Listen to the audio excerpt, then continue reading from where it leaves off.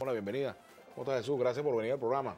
Buenas tardes, Vladimir. Gracias por la invitación. Bueno, vamos a conversar un poco sobre los anuncios que se han hecho desde el Ejecutivo Nacional en cuanto a cambios en el gabinete, sobre todo cambios muy importantes en el ámbito económico. Me gustaría una primera reflexión tuya sobre esto y, en segundo lugar, sobre lo que tú esperas pueda ocurrir aquí en la economía venezolana. ¿Cuáles son las decisiones lógicas que el gobierno debería adoptar en tu óptica? Y bueno, efectivamente, lo que hubo fue enrosque en el gobierno central. 32 ministros, una burocracia impresionante, un gasto que al final tenemos que cargarlo todos nosotros los venezolanos. Yo creo que la salida más importante fue la de Rafael Ramírez, que es el que manejaba la chequera, los petrodólares en Venezuela, con la designación de Marcos Torres. Como cabeza en materia económica tenemos que esperar algunos anuncios, algunos programas económicos que vaya a efectuar el nuevo vicepresidente en el área económica y el ministro. Obviamente que esto tiene un impacto,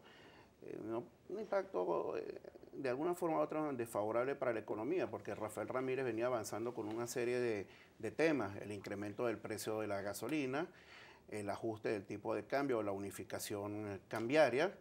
Incluso habían tocado el tema de la venta de Citgo y el ajuste y el incremento de algunos precios de los productos, que incluso se han venido ajustando en la última semana por Providencia. El SUNDE ha venido ajustando precios, pero de forma aislada. El país necesita un conjunto de medidas de forma holística, global y estructural. Venezuela atraviesa un problema inflacionario y un problema fiscal muy delicado, Vladimir.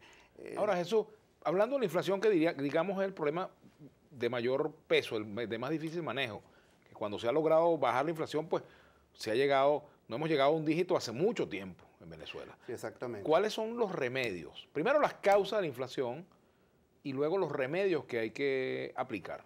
Sí, bueno, el año 2003, en febrero, entró en vigencia el control de precios y el control de cambio. El desideratum del control de precios era abatir, controlar la inflación.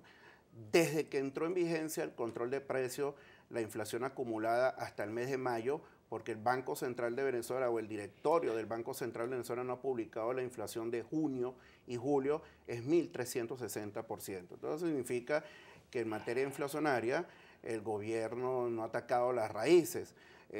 La liquidez monetaria, Vladimir, hasta agosto 2014, agosto 2013, ha incrementado 70%.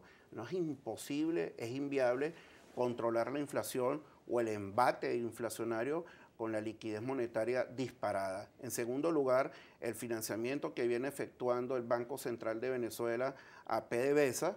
Obviamente que esto es dinero inorgánico y tiene un impacto bien importante en la inflación. El financiamiento llega a un monto hasta la fecha del 25 de julio de 81.000 millones de dólares. Entonces, indisciplina fiscal, indisciplina monetaria y un bajo nivel de inversión extranjera directa, esto tiene un impacto bien importante en las finanzas del país.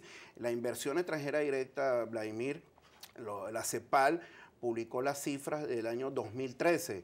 Venezuela no ha publicado la balanza de pagos del cuarto trimestre del año 2013, pero hasta septiembre es 3.500, 3.600 millones de dólares de inversión extranjera directa. O sea, mientras que en América Latina aproximadamente el promedio está entre 8 y 10% del Producto Interno Bruto, en Venezuela no llega ni al 2% de la inversión extranjera directa, ¿no? Entonces hay un factor también muy importante que es la inversión extranjera directa. Tienes que generar confianza, reglas de juego claras, seguridad jurídica, para que el país de alguna forma u otra salga de esta situación adversa que está atravesando económicamente. Ahora, en concreto, las medidas que habría que adoptar, no solamente para derrotar la inflación, sino para lograr el equilibrio fiscal, monetario, también las medidas para garantizar el abastecimiento y bueno, todo también emparentado con la necesidad de garantizar, obviamente, el nivel de vida de la población, es decir, la capacidad adquisitiva del salario. Y las medidas económicas, efectuamos una propuesta de diferentes economistas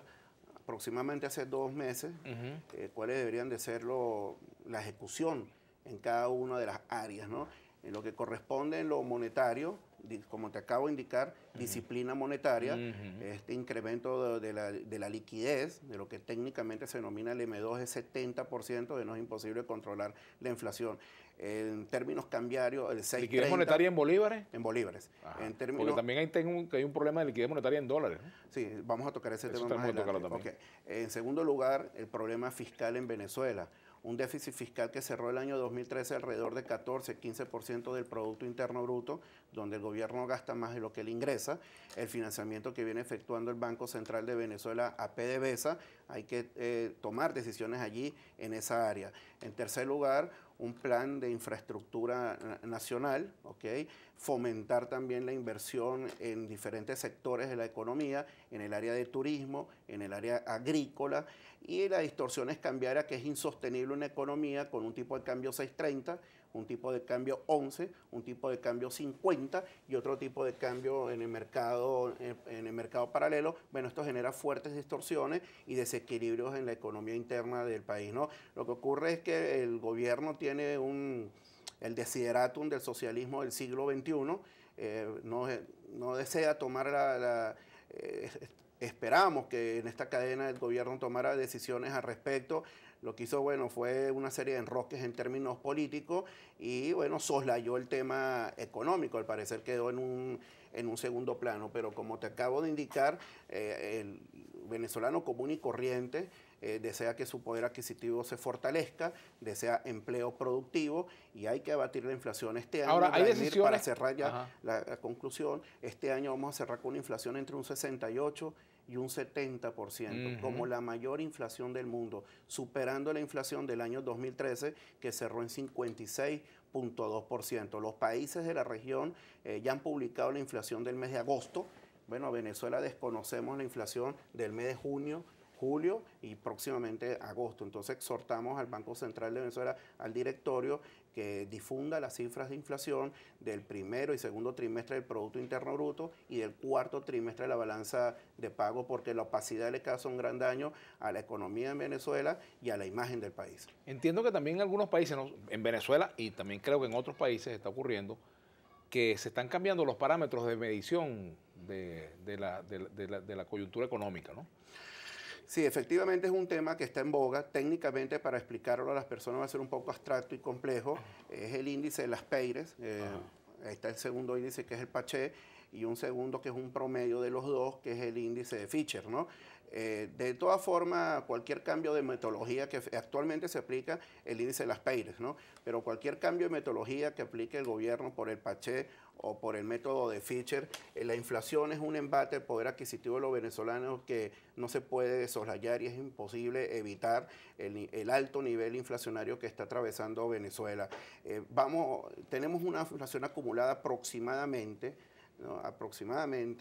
En lo que va de año, como de un 35%, ¿no? Cálculos propios, y anualizada en un 68%, o sea que todo indica que vamos rumbo a un 70%, y la inflación, el embate más fuerte aún es para los jóvenes que están estudiando, que tienen apenas escasos recursos para poderse trasladar a las universidades, que tienen un exiguo ingreso personal, y lamentablemente, Vladimir, las personas, los más jóvenes, que son los que tienen que tolerar y tienen que soportar este nivel inflacionario adverso. Incluso el estrato 1, que publica el Banco Central de Venezuela, el estrato más pobre de la sociedad, el latigazo de la inflación ahí, estamos hablando aproximadamente de un 69.5%. O sea que el pobre es el que está acarreando con todos estos desequilibrios económicos en la economía interna de Venezuela. ¿Hay algunas decisiones que puedan ayudar en el corto plazo, que puedan dar, digamos, resultados rápidamente, que puedan ayudar a que el aparato productivo que está paralizado se reactive? ¿Hay fórmulas? Bueno, obviamente que hay que tomar decisiones al respecto. El gobierno la está Porque todo no puede ser, o sea, todo no puede ser a largo plazo. La gente espera resultados. El gobierno lo viene efectuando a cuentagotas. A través de una serie de providencias del SUNDE viene ajustando precios, jabón de baño, toallas sanitarias, etcétera. Pero tú no puedes tomar medidas, Vladimir, de forma aislada.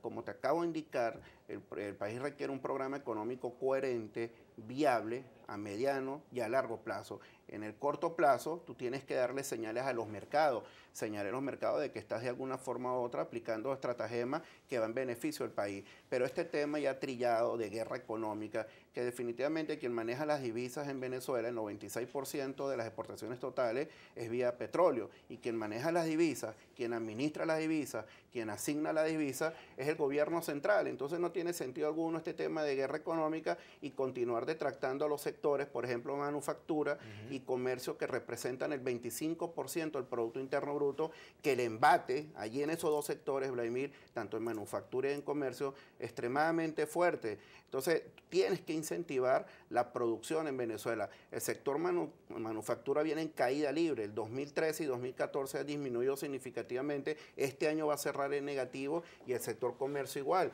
Entonces, tú tienes que establecer un programa económico, como te acabo de indicar, un tipo de cambio competitivo, flexibilización de los controles, respeto a la propiedad privada y un factor que es fundamental, generar confianza en materia de inversión extranjera directa. Varias preguntas aquí en el Twitter. Que dice Globovisión, ¿en qué tiempo llevaría un buen gobierno en levantar a Venezuela? Antonio Pinto, ¿podría explicar qué quiso decir usted en cuanto a que el gobierno no solucionara el problema económico con leyes draconianas? RM Libertad cree en la dolarización de la economía, el poder de nuestra moneda es irrisorio. ¿Qué hacer para mejorarlo?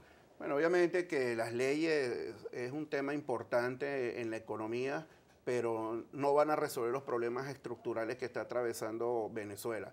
Te voy a dar un ejemplo y a las personas que están viendo el programa. El informe del Doing Business, del año 2014, en América Latina, Vladimir, se requiere aproximadamente 7 procedimientos y 6 días para crear una unidad de negocios.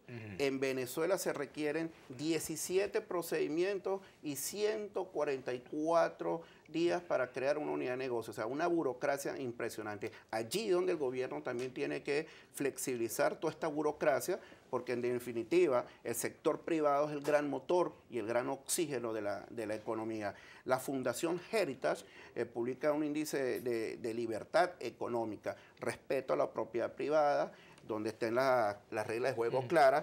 Está compuesto por 177 países y Venezuela ocupa el puesto 144, o sea que también tenemos un problema de visión con los organismos internacionales. Vamos a hacer una pausa. Jesús Eduardo Jaime te dice aquí, los economistas en los programas de televisión son mágicos. Tienen todas las soluciones para la economía, pero jamás hacen un aporte.